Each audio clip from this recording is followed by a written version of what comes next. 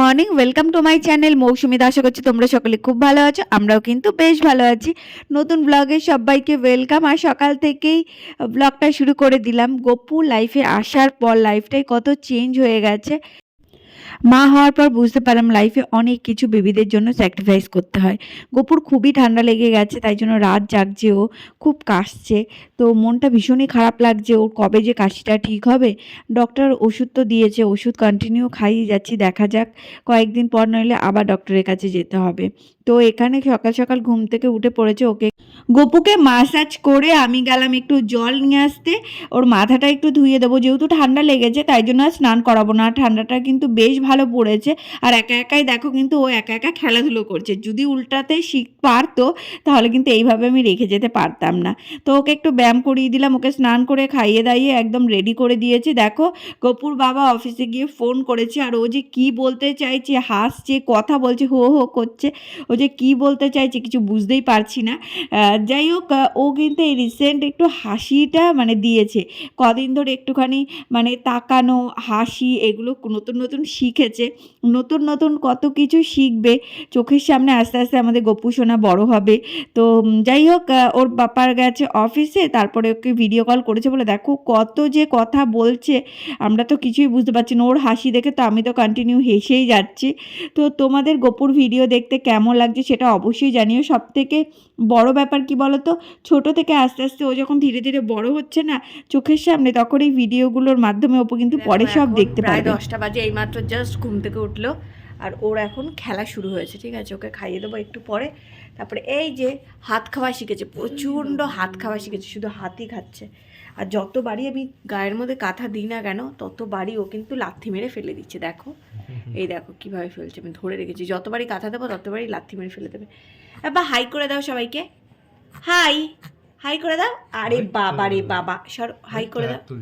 হাত তুলছে, দেখো হাই করে দিচ্ছে কিন্তু। হ্যাঁ, হাই। ওকে টিপ পরিয়েছিলাম, ঠিক আছে? দেখো টিপ দেখতে পাচ্ছ কি তোমরা? পুরো মুছে দিয়েছে। আমি যখন খাওয়াই ও নিজের মুখ নিজে মুছে দেয়, ঠিক আছে? এই যে বক্সিং করছে এখন, বক্সিং করে, ও শুধু বক্সিং করে। এখনও খেলু খেলু করছে। শোনাই শোনাই শোনাই, খেলে খেলে করছে। ও কাশি হয়ে গেছে গো। দেখো যতবারই দেবো ততবারই ফেলে দেবে, এরকমই করছে। পাপা এখন খেলা করছে। পাপা একটু হেসে দাও, একটু হেসে দাও। এ বাবা, মোজাগুলোকে সব ভিজিয়ে দিয়েছে খেয়ে খেয়ে। হেসে দাও একটু, হাসু করো। ও পাপা মোজা খায় না, হাত খাওয়া শিখেছে। শুধু হাত খাবে, শুধু হাত খাবে, শুধু হাত খাওয়া শিখেছে প্রচুর। সারা রাত এরকম করবে, তাই তো? হ্যাঁ, কাশি হয়ে গেছে বাবা, তার কাশি হয়ে গেছে। দেখো যেদিকে ফোন সেদিকে ওর চোখ। হ্যাঁ, তুমি একদম ফোন দেখবে না সত্যময় বাবু, পড়াশোনা করতে হবে তো। বলে আমি কিরণ দত্তর মতো ভিডিও করবো, তাই তো বাবু? না বাবু, একদম না, তুমি ভিডিও করবে, তুমি পড়াশোনা করবে। পড়াশোনা করেই তো ভিডিওটা করব, তাই তো বাবা? বাবা আমার কথা শুনবি তো? বল কিরণ দত্তের মতো, তারপরে গৌরব তপাদার দাদা ভাইয়ের মতো। দাদা ভাই হবে না, হবে হলো কাকা মামা, কিছু একটা হবে, তাদের মতো আমি ভিডিও করব, তাই তো শোনাই? হ্যাঁ, এটা হলো পরের দিন সকালবেলার ব্লগ। 2-3 দিনের ব্লগ আমি একসাথে এডিট করে পোস্ট করছি, কারণ আমি একদম টাইম পাচ্ছি না ভিডিও পোস্ট করার। যাই হোক, ব্লগ তো করে নিচ্ছি, বাট এডিট করারও টাইম পাচ্ছি না, আর ভয়েস রেকর্ড করারও টাইম পাচ্ছি না। যখনই আমি ভয়েস করতে যাই তখনই তোমাদের গপু উঠে যায়, তো তাই জন্য আমি আর ভয়েস রেকর্ডও করতে পারছি না। দেখো ওকে একটু শুইয়ে দিয়ে দোলনার মধ্যে আমি একটু কাজবাজ করব, আমার অনেক কাজবাজ রয়েছে, কিন্তু ওকে সারাদিন কোলে নিয়ে বসে থাকতে থাকতে আমার কাজগুলো হচ্ছে না। ঘুম থেকে উঠে মানে সকালবেলা ও 9টা 9:30টার দিকে ঘুম থেকে ওঠার পরই কোলে উঠতে চায়, খেলতেও চাইবে না নিচে। যখন ওর খেলার মুড হয় তখনই ও খেলবে, তার আগে কিন্তু কোলে নিয়ে ওকে ঘুরতে হবে, শুধু ঘোরাঘুরো করো। যাই হোক, আমি একটু দরজাটা খুলতে এসেছি, তার মধ্যেও কান্নাকাটি শুরু করে দিয়েছে। খালি মানে লোক খোঁজে যে কী হলো, কোথায় গেল মানুষটা, এরকম করে। দেখো দোলনায় চড়ছে, আর প্রথমবারও যেহেতু দোলনায় চড়ছে একটু ভয় ভয় পাচ্ছিল। চারপাশে আমি বালিশ দিয়ে রেখেছি যাতে মানে একটুখানি ও বুঝতে পারে যে কেউ আছে ওর পাশে। যাই হোক, আমি ঘর মুছতে মুছতে বারবার তো ওর দিকে খেয়ালই রাখছি। আজকে আর ওর গা হাত পা মোছাবো না, মাথাও মোছাবো না, প্রচণ্ড ঠান্ডা লেগে গেছে। তো ভাবলাম আজকে কিছু করাবো না, একটু রোদ খাওয়াবো। দেখি ভালোই রোদ্দুরটা দিয়েছে, একটু রোদের মধ্যেই রাখবো। আর আমি এখানে সিঁড়ি সব পরিষ্কার করে মোছা হয়ে গেছে। আর গপুকে একটু পরপরই আমি দোলনা চড়িয়ে আসছে, দোলনাটা থেমে গেলেই ও আবার ডাকছে হুঁ হুঁ, মানে ওকে দোলনা চড়াও। আর আমি এখানে কিন্তু গান মানে চালিয়ে দিয়েছি, কৃষ্ণ ঠাকুরের গান চালিয়ে দিয়েছি আর দোলনা চড়াচ্ছি। ও কৃষ্ণ ঠাকুরের গান মানে শুনছে আর দোলনা চড়ছে। যাই হোক, আমাদের ব্লগ দেখতে কেমন লাগছে সেটা অবশ্যই জানিও। ও ঘুমিয়ে পড়লেই আমি যাবো স্নান করতে, কিন্তু ও যে কখন ঘুমোবে সেটাই একটা ব্যাপার। ওর কোনো ঘুমে ঠিক ঠিকানা নেই, রাতভর জেগে আর দিনভর ঘুমাবে। কিন্তু এই ইদানিং 2 দিন ধরে দেখি ঠান্ডা লেগেছে বলে ঘুমোতেও চাইছে না। এই যে গপু কান্না করছে নাকি? না দোলন চড়ছে, এই তো গপু দোলনা চড়ছে এখন।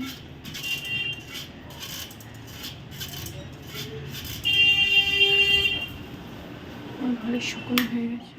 এখানে তোমাদের দাদাভাই গ্রিলের মধ্যে প্লাস্টিক দিয়ে দিচ্ছে, আর জানলাটা তো খোলাই যাচ্ছে না, প্রচণ্ড পরিমাণে হাওয়া দিচ্ছে। রোদ্দুর আসলে কি হবে, ওর ঠান্ডা লেগেছে বলে বাই চান্স যদি আরও হাওয়াতে ঠান্ডা লেগে যায়, তাই জন্য ও প্লাস্টিক দিয়ে পুরো ঘিরে দিচ্ছে যাতে হাওয়াটাও না আসতে পারে। আর রোদ তো রয়েছেই, আমাদের ব্যালকনি দিয়েও রোদ আসে, বড় জানলা দিয়েও রোদ আসে। তো ওইখানে গিয়ে আর ছাদে নিয়ে যাব না, প্রচণ্ড পরিমাণে হাওয়াও দিচ্ছে। এখানে দাদু আর বাবা মিলে কিন্তু ঠিক করছে, প্লাস্টিক দিয়ে সব ঠিকঠাক করছে। আর গপু এখানে খেলা করছে। গপু এখানে কি করছে? পাপু, বাবু, পুকু, তোজো,